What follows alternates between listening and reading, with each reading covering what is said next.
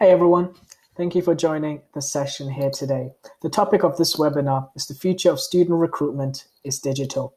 If you have any questions throughout the webinar, feel free to insert it in the comment box below where myself and my colleague George will be answering questions throughout the session. I wanted to start off with some very quick introductions. My name is Raman and I'm the University Partnership Manager here at Unibuddy, speciality the MENA region. Before I was working at another edtech company which specialized in helping international schools optimize their university guidance programs. I think in a nutshell, one of my key passions is really making sure that students find the best fit universities and helping universities recruit best fit students. And I guess it's simply because as a first generation student myself, I found it very hard not having the content that I needed to make an educated decision early on, not having parents that went to university, and also being an international student. There were quite a lot of challenges in that regard. Also, why the MENA region? I guess it's my Kurdish heritage. So, what's the plan for today? A very quick introduction to Unibuddy and Univer. We will then be talking about digital student recruitment. Then we will quickly talk about the power of peer-to-peer, and also I'll be sharing some conversational insights from our platform. And then I will also cover how our platform works and how you can facilitate these conversations and use it for both lead gen as well as boosting your overall enrollment figures. Then we will finish off with a quick Q&A. So Unibuddy and Univer. So I wanted to start off by highlighting our relationship, and we've really joined forces to enhance digital student recruitment in the MENA region. We want to help universities in the region increase engagement and conversion rates, as well as help universities outside the region to get in touch with students that are within the MENA geographies. So who are we? Who is Unibuddy? Why do we exist? So Unibuddy, we are a peer-to-peer communication platform that is embedded on your university website. What it does, it enables prospecting students to go on your website and start real conversations with your current ambassadors, with your alumni, and with your staff members instantly without the need of there being a physical presence, without the need of lengthy email exchanges or having to attend any open days, essentially providing them with an open day feel without needing to be there physically. Our goal is to help people make better decisions through shared human experiences by facilitating those digital connections. So I wanted to highlight some of these key figures which demonstrate the recent shifts in the online behaviors of Generation Z. So based on these stats, 82% of Gen Z are spending more time on the smartphone, 58% are spending longer in social media, and 62% are spending longer on instant messaging services such as WhatsApp and Facebook. And what this illustrates is that now more than ever, the way that we communicate with current prospects is changing. Universities will need to maintain a robust digital presence to ensure that they're reaching the audience the most efficient way. And what it also does is that it shows that as we move past crisis communication, it is vital that universities are enabling meaningful online connections between prospects and with their current staff as well as students. And it's really important that universities maintain this throughout every stage of their recruitment and admission cycle. So there are a number of higher education trends that's currently going on. You'll probably already be familiar with many of these. But even before the current crisis, the evolving behaviors and expectations of prospects meant that it has become a necessity for universities to proactively enable digital peer-to-peer connections. So just to summarize some of the points on this slide. Students are relying more and more on peer opinions, review sites, and social media before they make any sort of decision, including where they might want to go to university to. There are a variety of social media channels that prospects use to get information about your institutions, but one of the key challenges here, you have little to no control over the narrative about your institution. Also, prospects are expecting a more personalized admission experience during the admission journey. And currently, universities can only provide these personalized, tailored admission experiences via the online activity. And we have data to back all of that up. As you can see, 9 out of 10 prospecting students will consult a university search and review site before they even look at your page. 86% of students say that user-generated content is a good indication of the quality of a brand. And 74% of prospecting students want to get in touch with your current students. And I think this is really important because what this indicates is that students nowadays, they want to be able to have those real conversations with your current student voice. They want to learn from their experiences. They want to know some of the lessons they have learned. It's kind of the same whenever we make any sort of large-scale purchase, I think. Before we go on a holiday, what do? We go on TripAdvisor. Before I accept a new job, what do? I go on Glassdoor, check the reviews. Before I buy something on Amazon, what do? We check the reviews at the bottom.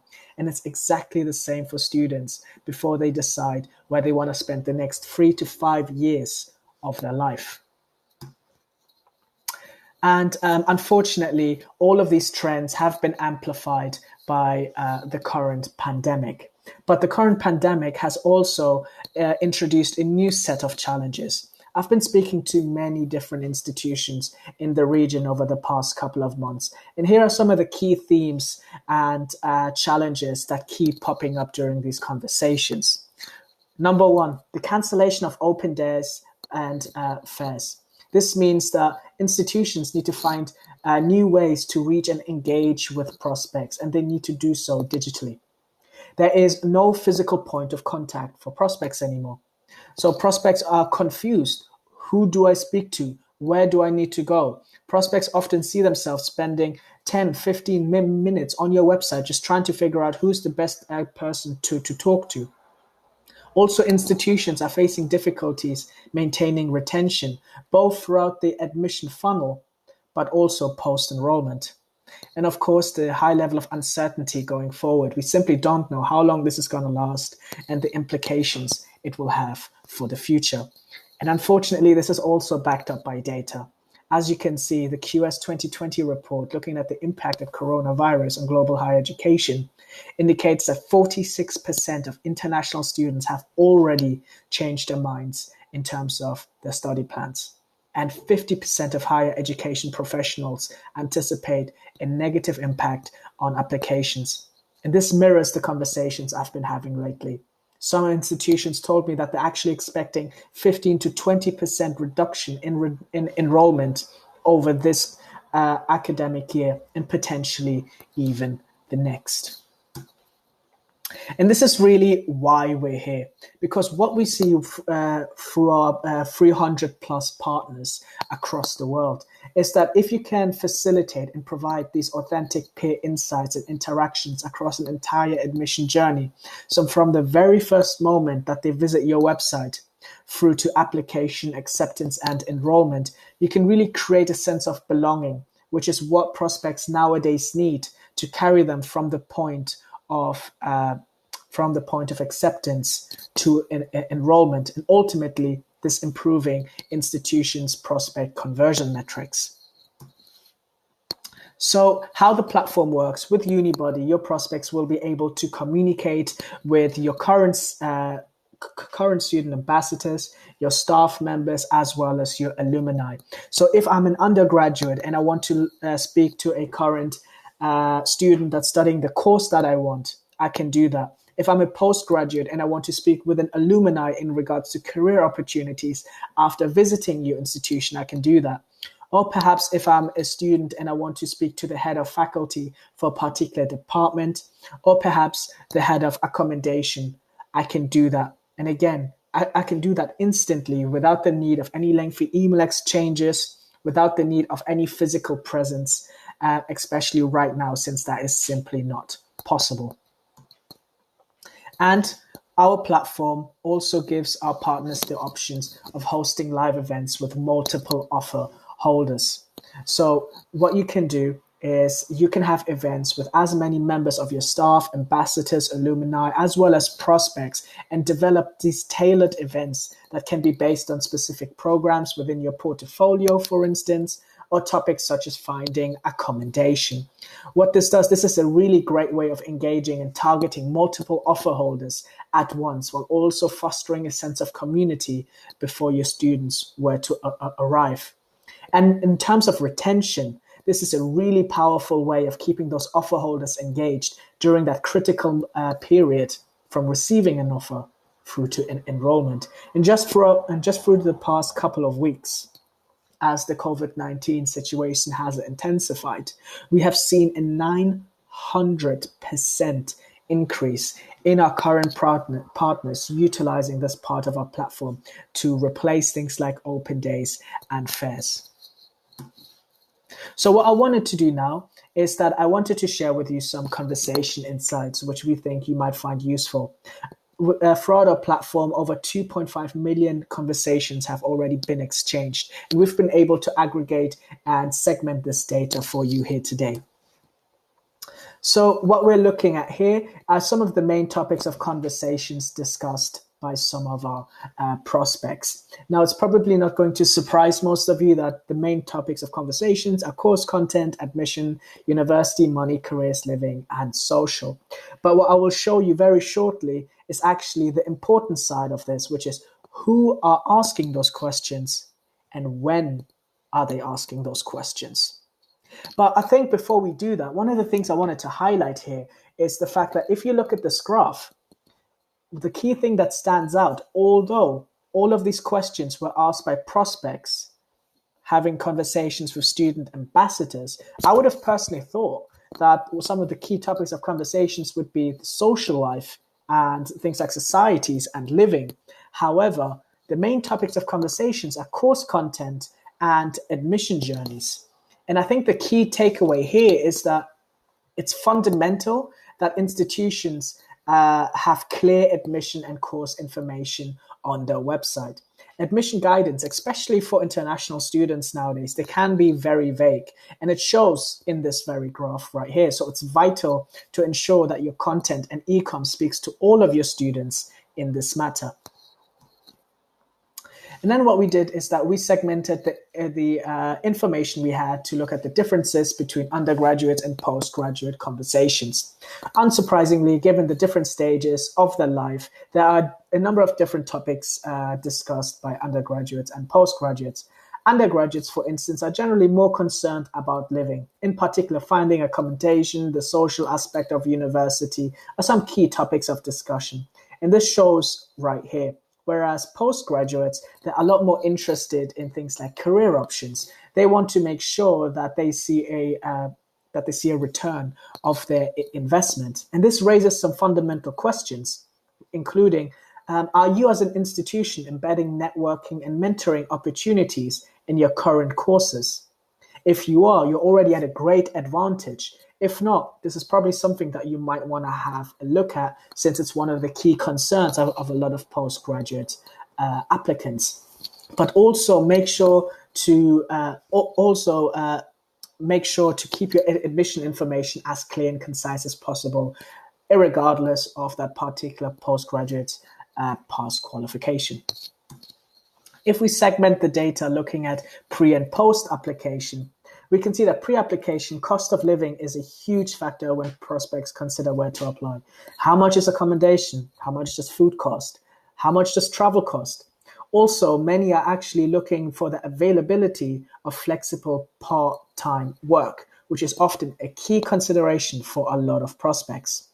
Post-application, however, what the main area of focus is accommodation. What are halls like? Where should I apply? What are the differences between the different halls? So I guess some of the key takeaway here are, number one, it's really important that your communication is clearly segmented for pre and post applications. Ensure that you have content available containing tips such as how to budget, things like getting set up, where to find part-time work. And a very powerful tool here is, for example, if you release student testimonials, students' blogs, students' vlogs, especially since we know Student content, student user-generated content usually have significantly higher click-through rates than content released by marketing teams. And also, perhaps what you want to do is invest in 360 videos for your hosts, just to give post applicants the confidence and help them to answer some of the questions that they might have. We also had a look at some regional differences in topics of discussion.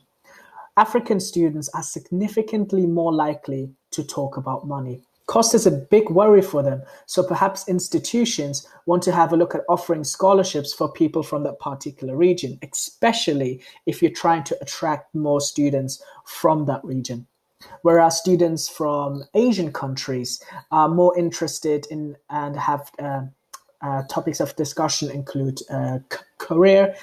So what I would recommend, therefore, is having a strong alumni cohort, which represents the Asian community. Perhaps you want to partner with your current careers program. You want to host more career fairs, especially if you're trying to attract more Asian students. Students from European and American countries are really focused on things in regards to value and your institution's reputation, as well as the culture of your institution. Again, am I going to fit in? Are there any pre-misconceptions about your institutions that are perhaps negatively impacting people from that region? And again, student-generated content is a very, very powerful tool to cover some of these questions. And for UK students specifically, ensure that content regarding societies, clubs, and volunteering is also very clear and can be very easily accessed if this is a particular area of applicants you would like to attract more of. And then we also had a look at subject variation. I know that many people in this webinar here today, the institutions are often specialized to particular programs, or perhaps you have particular programs or subject areas which are not doing very well and you would like to increase the number of leads and admission and subsequent enrollment. This is for you. So what you can see right here is that 62% of business students are more likely to talk about careers. So again, maybe you want to have career boot camps. Perhaps you want to offer more career days for these particular students in order to attract them over. Mathematics and biological and physical science students, they're very much interested about the course of your the content of your course and the modules. Essentially, what they're interested in is, what do you offer that's different? Are you offering anything new, anything exciting? What is your unique selling point? How is your course different to all of the other courses in the area? Medicine students are very much interested and want to learn more about the interview process. So again, big recommendation here is student-generated content, tips, vlogs, blogs, perhaps even a live event like a webinar to help them prepare for interviews. And engineering and technology students, very similar like students coming from Africa, are very much interested in scholarships. So perhaps this is something that you want to emphasize for this particular set of students if you want to attract more students for these particular programs anyway. And I really just want to make it clear that all of this data, all of this granular information is so powerful. And all of our 300 plus current partners are able to segment and dissect all of their personal data for their institution, similar like I've just shown you. So for example, all of you will be able to have access to all of the conversations that your prospects have with your members of staff, alumni, as well as student ambassadors, providing you with a rich pool of qualitative information. But what our platform also does is that through machine learning and AI, we actually have already segmented all of this information for you. So if you wanted to filter things out by courses of interest, particular geographies, or particular time periods, you can do that. And what it does, it provides you with very powerful information for you to optimize your future marketing comms and contacts. So you know exactly what are the topics of discussion. What do that particular demographic that I'm trying to attract more of want to know depending on the time of the year? And how do I have a competitive advantage to other institutions in the region? And I think this sums it up beautifully. Using student advocates as part of your digital recruitment and conversion activities will significantly increase lead gen as well as enrollment. And the main reason for that is because students nowadays, Generation Z, they are a digital set and age of students, and they want to learn through shared experiences. They want personalized admissions. And this is what you can see with the figure right here. That's 57% of prospects said that online peer-to-peer conversations were the most helpful tool when deciding where to study. So this is more than content on university web pages and even advice from their own parents and friends. And I wanted to also show you some impact data, some ROI, because this is a question I get all the time. This sounds amazing, but what is the impact your partners have seen? So across the board, our platform on average generates 5 times more qualified leads than any other landing page or call to action on our partner websites. And the reason for that, like I said, is because current students prospecting, Gen Z, they want to interact with your current student cohorts and alumni. They want that instant messaging because this is how they communicate. But these are highly qualified leads because they would have signed up on your website's platform to interact with them. So it filters out and it leaves you with 5 times more quality leads. Imperial Business School saw a 47% increase in applications after the first year of utilizing the platform, and Royal Holloway saw an 88% increase in offers being accepted after utilizing our platform. Queen Mary saw a 34% enrollment boost after utilizing the platform, and these are all figures that have been mirrored across our 300 partners. But one of the key questions I get is, this sounds amazing. Our goal is to get digital. We want to increase lead gen. We want more higher quality leads. We want to boost enrollment. But how quickly does this take? I understand many of you probably have events coming up in the next couple of weeks. Well, in order to answer that, very, very quick. On average, we can actually set universities up within 1 or 2 weeks. When an institution decides to partner with us, you would be allocated to your very own customer success manager. And most of our customer success managers actually come from a higher education background themselves. So what that means is that they understand your needs, your concerns, and they know the best and most optimal ways to set this platform up for success. You will have an initial consultation call, and then within those 1 or 2 weeks, this all includes things along the side of training, staff training, ambassador training, how to use the app, how to make this a success, as well as CRM integration, if this is something that you're interested in. So that was pretty much my take on the webinar so far. I hope you found this insightful. And now we have some time for a very quick Q&A. So if you have any questions, please don't be shy. Myself and George would be very happy to answer.